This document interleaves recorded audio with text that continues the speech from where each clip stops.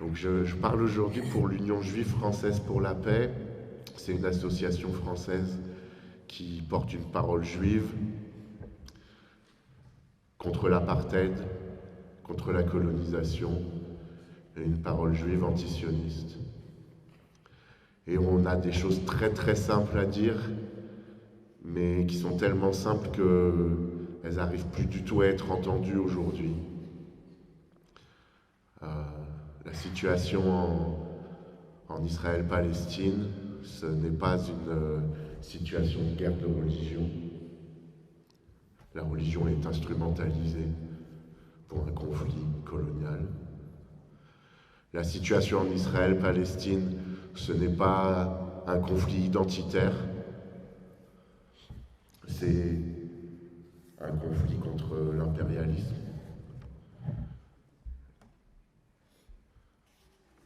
Et pour dire une chose très très simple, on n'en peut plus que notre histoire, que celle de nos ascendants, de nos survivants, soit instrumentalisée en permanence pour couvrir la colonisation, l'apartheid et le génocide. On n'en peut plus. Et donc on dit une chose qui est très simple, qui est que nous refusons que cela se fasse en notre nom, que nous ne nous reconnaissons aucunement dans l'État d'Israël qui se prétend l'État des Juifs, l'État de tous les Juifs, et qui en plus, du coup, fait de nous des étrangers partout dans le monde. Et nous refusons ce que nous voyons aujourd'hui en France, c'est-à-dire une tentative de réduire au silence, de disqualifier, de calomnier n'importe quelle parole qui fait entendre un tout petit peu d'humanité envers les Palestiniens et les Palestiniennes, en leur accolant le qualificatif infamant d'antisémite.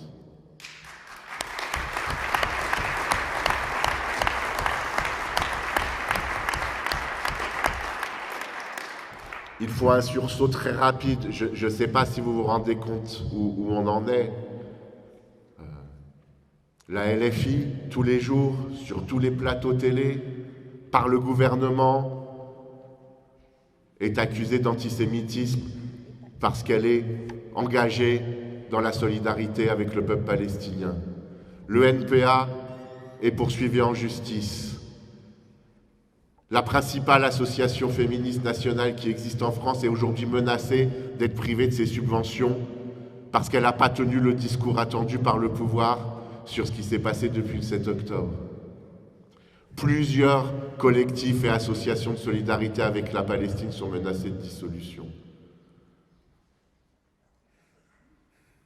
D'une indifférence quasi générale. Donc, notre mobilisation pour la Palestine, c'est aussi une mobilisation pour la démocratie.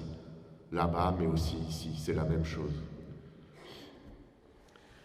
Et il y a une remarque, je crois qu'on s'est un peu tous et toutes faites ces dernières semaines, ces derniers mois. On s'est dit, on a parfois du mal en regardant l'histoire à comprendre comment on en a pu arriver à telle horreur, comment la colonisation a pu se dérouler avec un acquiescement général, comment le nazisme a pu monter avec un acquiescement général, comment l'esclavage a pu perdurer avec un acquiescement quasi général. Et c'est à quoi on assiste aujourd'hui sous nos yeux. Le génocide qui a lieu aujourd'hui sur les Palestiniens de Gaza, il est fait au vu et au su de tout le monde. Et si vous ouvrez les principaux médias, il en est quasiment plus question, de manière anecdotique. Mais on ne devrait parler que de ça, il y a un génocide en cours, pourquoi est-ce qu'on va nous parler des uniformes à l'école franchement, je vous rendez compte que ce qui va faire la une, c'est la tenue des collégiens, des collégiennes et des lycéens, alors qu'on a un génocide. Et c'est pas de la politique étrangère.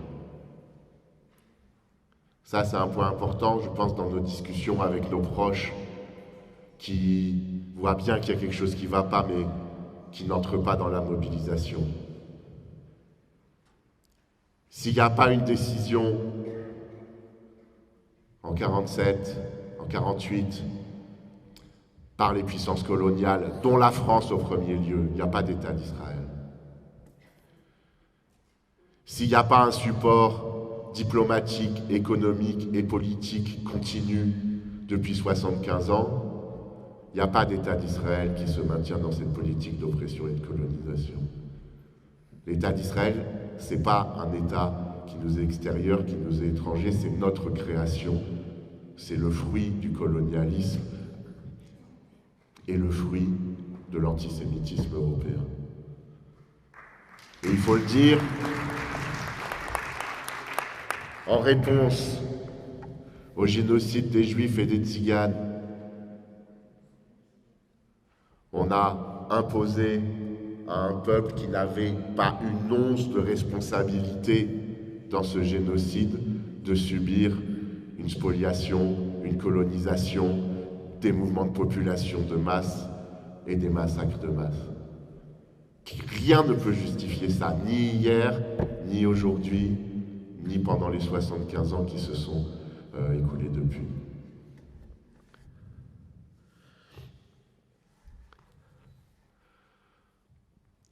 Alors,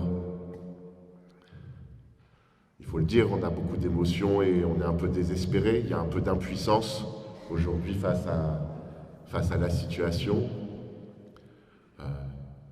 Il y a une campagne qui nous est demandée par les Palestiniens, qui est la campagne BDS, que Monira a rapidement présentée tout à l'heure.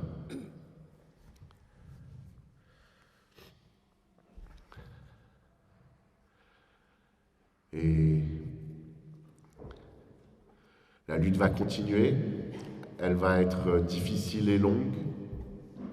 Je crois qu'il faut qu'on soit solidaire au-delà de nos divergences, de nos nuances, de nos différences éventuellement de projets pour l'avenir sur place, etc. Mais on devrait réussir à faire taire tout ça face à l'urgence de la situation. Et on devrait pouvoir dire ensemble honte, honte à notre gouvernement, honte aux partis dominants en France, honte aux États-Unis, honte à l'Union européenne qui savent, qui voient, qui constatent et qui sans arrêt nous mettent des rideaux de fumée pour justifier l'injustifiable. Merci de votre attention.